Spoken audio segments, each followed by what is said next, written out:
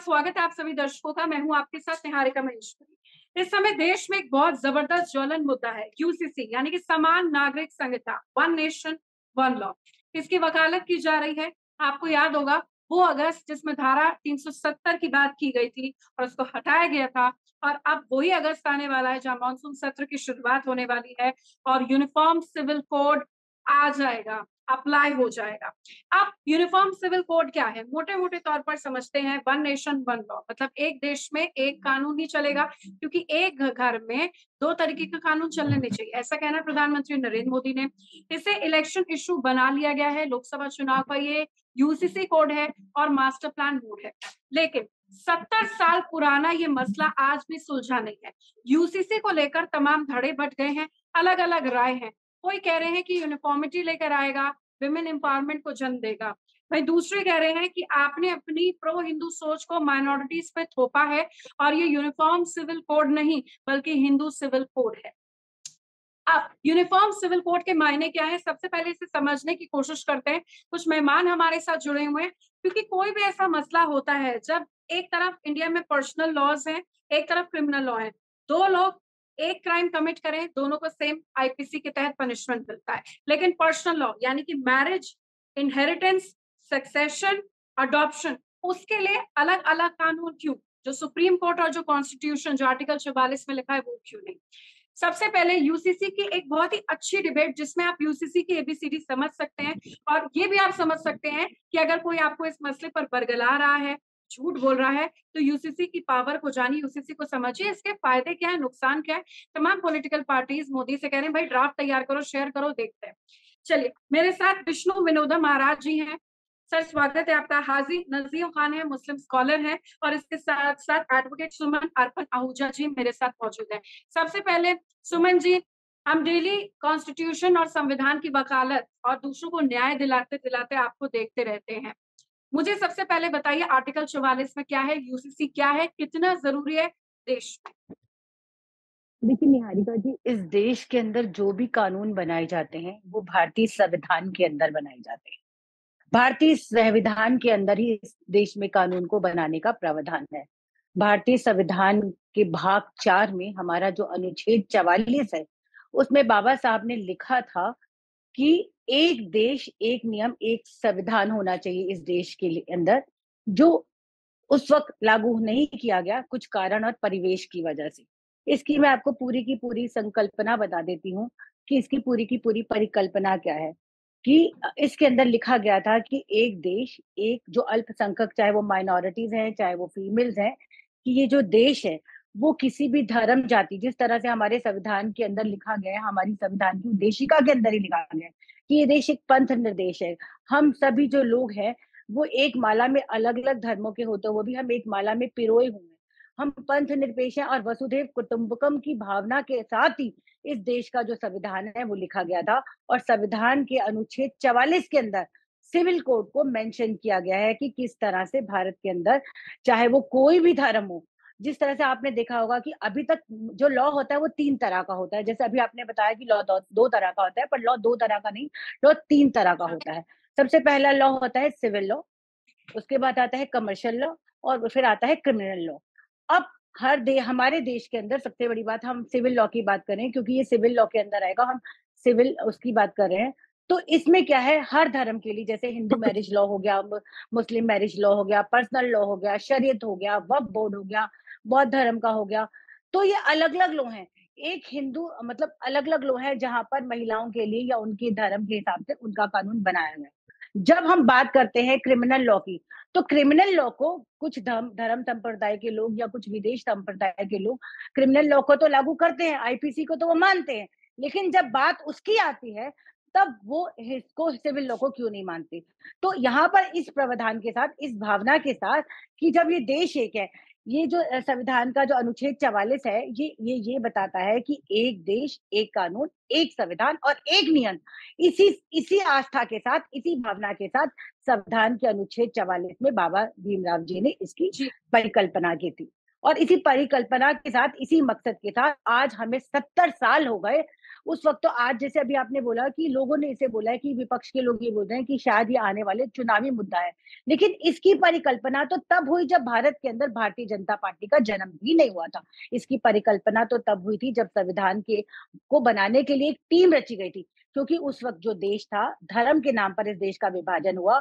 उस वक़्त इस देश के अंदर इतने विवाद चल रहे थे कि माइनॉरिटीज़ और हिंदू धर्म के अंदर हिंदू धर्म जो बाहुल्य समाज था और अल्पसंख्यक जो लोग थे, उनके अधिकारों को सुरक्षित रखने के लिए, जो कमज़ोर वर्ग है, उनके अधिकारों को सुरक्षित रखने के लिए भविष्य में देखिए कोई भी संविधान होता है वो लचीला होता है।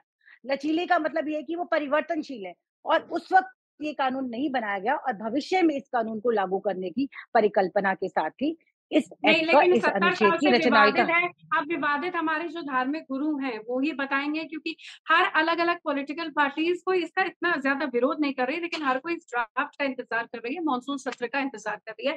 विष्णु विनोदम महाराज जी, हम अपने कल्चर में वसुधैव कुटुंबकम की बात करते हैं, the world is my family और एक फैमिली में एक कानून चले तो ज़्यादा अच्छा है, एक फैमिली में 2 कानून चले तो भर टूटता है। ऐसा ही कहा है प्रधानमंत्री नरेंद्र मोदी ने। यूसीसी को लेकर आपका क्या सोचना है, क्या टेक है?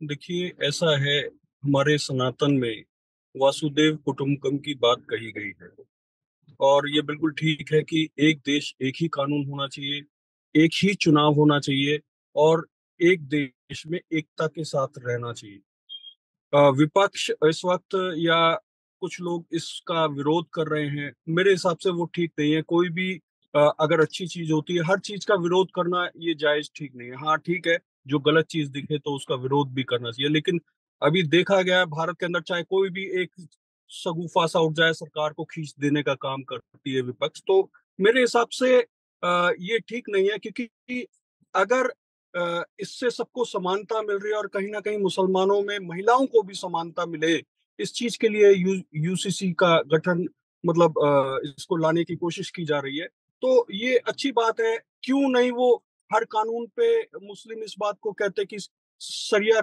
में तो ये है कि आप अगर कहीं शराब पी रहे हैं तो कोड़े पड़ेंगे आपको, या शरिया में ये है तो उस कानून गर्दन काटने तक की बात की गई है। तो ये आधे कानून को मानते हैं, आधे कानून को क्यों नहीं मानते? तो जाहिर सी बात नज़ीम है इनका साहब पूरा।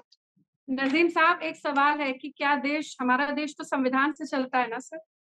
ये शरिया से तो नहीं चलता है और अगर यूसीसी लागू हो गया, मेरी नज़र में फिर आप लोगों के अपने-अपने टेक हैं मुस्लिम महिलाओं को उत्तराधिकारी में समानता मिलेगी। फिर उसके बाद शादी को लेकर जो उम्र को लेकर बवाल है वो सॉल्व होगा। कुछ चीज़ों में जो न्याय नहीं मिलता है, जो आईपीसी की धारा होगी उसमें सब तरीके से न्याय होगा। बहुत ऐसी चीज़ें हैं जो फ़ायदेमंद हैं। तो कुछ मुस्लिम स्कॉलर्स और नेता इसका विरोध क्या कर रहे हैं? उसके पीछे आपका भी क्या तर्क है कि सरकार उसको सुने ड्राफ्टिंग में? देखिए, अभी जिस तरीके से यूनिफ़ॉर्म सिविल कोड के बारे में बातें चल रही हैं और जिस तरीके से अभी बाबा ने भी, महाराज जी ने भी एक सवाल किया था कि ये देश शरिया सा नहीं चलेगा। इन्होंने सर तन से जुदा वाली सारी बातें ये कह दी। मैं पूछना चाहता हूँ और सबसे पहले जो अभी एक सवाल मेरे मन के अंदर है, उसको भी मैं क्लियर करना चाहता हूँ क्योंकि हमारी एडवोकेट बहन बैठी हुई है। अब सबसे पहले तो ये है कि जब संविधान लिखा गया था, तो संविधान में ये कहा गया था कि मुस्लिम अधिकार, जो धार्मिक अधिकार है, उनसे कोई छेड़छाड़ नहीं होगी। अब ये बताइए, यूनिफ़ॉर्म सिविल कोड की जब बात आती है, तो एक प्रचार ये होता है कि जो मुसलमान 4 शादी करते हैं, मुस्लिम वो 4 शादी नहीं करेंगे। अब मुस्लिम महिलाओं को जो अधिकार नहीं मिल रहा था, वो अधिकार दिलवाएँगे। अब ये एक बात बताएँ कि कौन-सा ऐसा मुस्लिम है, जो भारत के अंदर जो 4 शादी कर रहा है? वो कम से कम डिटेल सार्वजनिक होनी चाहिए ना, पूरे भारत को पता चलना चाहिए। ना कि मुसलमानों की छवि खराब करने वाली बात। और जबकि अभी आर्टिकल 44 की भी बात हुई थी, बाबा साहब ने कहा था कि यूनिफॉर्म सिविल कोड लागू करा जाए, लेकिन जब देश मजबूत हो, देश सक्षम हो यूनिफॉर्म सिविल कोड लागू करने के लिए, लेकिन 2018 की विधि आयोग रिपोर्ट में क्या कहा गया था? ये कहा गया था कि अभी देश सक्षम नहीं है, देश मजबूत नहीं है, यूनिफॉर्म सिविल कोड लागू करा जाए। तो अब ये बताएं कौन सी इतनी जल्दी पड़ गई 3 साल के अंदर कि यूनिफॉर्म सिविल कोड को लाया जा रहा है। अब जाओ, हमारे अपने नवीन मुद्दे जी हैं, एक मैं पूरी बात कह देता हूँ ताकि पता चले, जो हमारे देश के अहम मुद्दे हैं और लोग ये जो कहते हैं भाजपा के कि ये हमारे संकल्प पत्र में था, इसलिए हम लेके आ रहे। अभी आर्टिकल 370 का भी ज़िक्र हुआ था। मैं ये कहना चाहता हूँ, 2 करोड़ युवाओं को आपने नौकरी देने का वादा किया था, क्या वो आपके संकल्प पत्र में नहीं था? ठीक है, मैं समझ गई। सुनिए, आपका ये कहना है कि आपका यूसीसी पे ध्यान है क्योंकि चुनावी साल है, लेकिन आपने क्या कहा कि जो बेसिक समस्या अनएम्प्लॉयमेंट, नौकरी, बेरोजगारी, महंगाई, इन सब चीजों पर भी ध्यान क्यों नहीं दिया गया? ठीक है, 1 मिनट सुमन जी आप इसका उत्तर दे दीजिए। नजीम जी, इस मजहब नहीं सिखाता आपस में बैर करना और बैर ना हो इसीलिए वन नेशन वन लॉ। बहरहाल सुमन जी, नजीम जी के कुछ पॉइंट्स हैं। सबसे पहले तो मैं आपको ये बता दूं, ना हिंदू बुरा है ना मुसलमान बुरा है, जो इनको बांटता बिल्कुल। है वो इंसान बुरा है। सबसे पहले तो जो भारत है वो इसी कॉन्सेप्ट पे पर चलता है, ह्यूमनिटी। मजहब से बड़ा और मानवता से बड़ा कोई धर्म नहीं है, ये संदेश हम सारे संसार को देते आ रहे हैं, क्योंकि हमारा विश्व गुरु बनने का सपना है। अब एज बीइंग ए एडवोकेट मैं आपको एक बात कहूंगी कि आधुनिक समाज में धर्म और कानून का आपस में कोई संबंध नहीं है। देखिए, धर्म एक अलग चीज है, कानून एक अलग चीज है। इस कानून को लाने का फायदा ये है, देखिए हम लोग कमजोर वर्ग को ऊपर उठाने का काम कर रहे हैं। कमजोर वर्ग में वो सभी लोग आते हैं, चाहे वो कोई भी हो, चाहे वो अल्पसंख्यक हो, चाहे वो महिलाएं हो। इसमें सबसे बड़ी बात, मैं इसके आपको पहले कुछ फायदे बता देती हूँ निहारिका की। कि इस कानून को आने के बाद देखिए, किसी भी चीज की एडवांटेज और डिसएडवांटेज दोनों चीजें होती हैं। और जब इस कानून का ड्राफ्ट बनेगा तो उसके अंदर ऐसा लचीलापन आया जाएगा कि वो उसको लागू करने के बाद जो कमियां होंगी उसमें बदलाव के प्रावधान होंगे। लेकिन अभी हम जिन फायदों के साथ इस कानून को लागू कर रहे हैं, वो सबसे बड़ा कानून फायदा ये है कि हमारे देश के अंदर जो नाबालिग बच्चियां होती हैं, जिनकी खेलने की उम्र होती है, और यहाँ पर प्यूबर्टी की एज के अंदर उन बच्चियों की शादी हो जाती है, उनकी बिल्कुल, और सहमति या ना। उत्तराधिकार वाला भी, उसमें बेटा बेटी को समान अधिकार, उत्तराधिकार वाला पॉइंट भी। पॉइंट आपको सारे पॉइंट्स बता रही कि क्या फायदे हैं इस यूनिफॉर्म सिविल कोड के। वो प्यूबर्टी की एज, जो बच्ची की खिलौनों से खेलने की एज होती है, वहां पर बच्ची के साथ शादी करके उस बच्ची को खुद मां बनने पर मजबूर कर दिया जाता है। जो बच्ची खुद खिलौनों से खेल रही है, वो खुद एक छोटा सा बच्चा गोद में लेकर कैसे खेलेगी? जिंदगी की सबसे बड़ा ये चैलेंज, उस महिला को उसका अधिकार मिलेगा। उस बच्ची को सबसे बड़ी बात, उस बच्ची को जो गुजारा भत्ता, जो शाहबनो केस जो सबका, जिसके लिए सुप्रीम कोर्ट ने बार बार ये कहा है कि जिसने इन कानूनों से ऊपर, पर्सनल लॉ से ऊपर जाकर ये फैसला किया कि शाहबानो को गुजारा भत्ता मिलना चाहिए, पर राजीव गांधी की सरकार आई और उन्होंने इस कानून को पलट दिया। और 2017 के बाद ऐसे इतनी सारी जजमेंट आई, चाहे वो हाई कोर्ट की जजमेंट थी, चाहे वो सुप्रीम कोर्ट की जजमेंट थी, कि यूनिफॉर्म सिविल कोड आना चाहिए। दूसरी बात ये कि शरीयत कानून या मुस्लिम पर्सनल लॉ में मुस्लिम महिला को गोद लेने की, बच्ची को गोद लेने की आजादी नहीं होती थी। हिंदी लॉ में ये आजादी थी कि कोई भी महिला कभी भी बच्चे को गोद ले सकती है, तो उसको बच्चे को गोद लेने का अधिकार मिल जाएगा। मुस्लिम बेटी को बराबर का दर्जा मिलेगा, उसे अपने पिता की जायदाद में बराबर का अधिकारी माना जाएगा। तो इतने सारी एडवांटेज है, और शादी की नजीम पूरे जी, देश इतने के एडवांटेज है, फिर लिए। दिक्कत क्या है? अभी अभी आप देखिए एक चीज और निहारिका जी, पूरे नहीं, देश में हर व्यक्ति के लिए शादी की एक समान उम्र होगी, चाहे वो कोई भी जेंडर हो। सभी के नजीम लिए जी, इक्वालिटी की बात करते हैं, अब सभी दिक्कत के लिए क्या है? इक्वालिटी की बात इसको करते हैं। समझिए ना, बिना किसी चीज को समझने से पहले उस पर बवाल कर देना सही नहीं है। मैं फिर कह रही हूँ, ड्राफ्ट आने दीजिए ना। देखिए मैम, अब जिस ज्यादा तरीके से हमारी बहन सुमन जी ने ये सारी बातें बताई हैं कि बराबर का अधिकार मुस्लिम महिलाओं को मिलेगा, मैं इनकी नॉलेज में डाल देना चाहता हूँ कि मेरे इस्लाम के अंदर महिलाओं को बराबर का सम्मान दिया गया है, वहां पर कोई बेटियों भेदभाव को नहीं। बराबर का अधिकार मिलेगा सर, सुनिए आपने सुनिए फिर नहीं सुनिए, सुना। नहीं सक्सेशन उत्तराधिकार में, जब सर बात आप होती है, सुने ही नहीं। आपने महिलाओं पे ले आए, मैं कह रही हूँ बेटा बेटी को समानता का अधिकार, उत्तराधिकार वाला पॉइंट बोल रही है वो, बेटा बेटी को, और विमेन एम्पावरमेंट। सुनिए, आप बिल्कुल उनसे दोबारा पूछिए, उन्होंने बेटे का नहीं, उन्होंने कहा कि बेटियों को बराबर का अधिकार मिलेगा।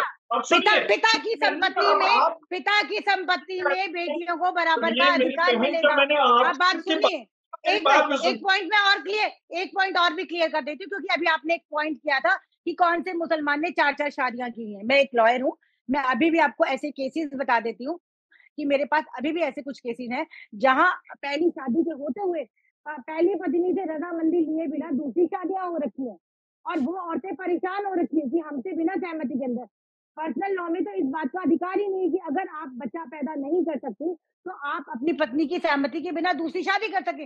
लेकिन ऐसे भी लोग हैं जो हमारे समाज के अंदर 2-2 3-3 शादियां करके बैठे हुए हैं।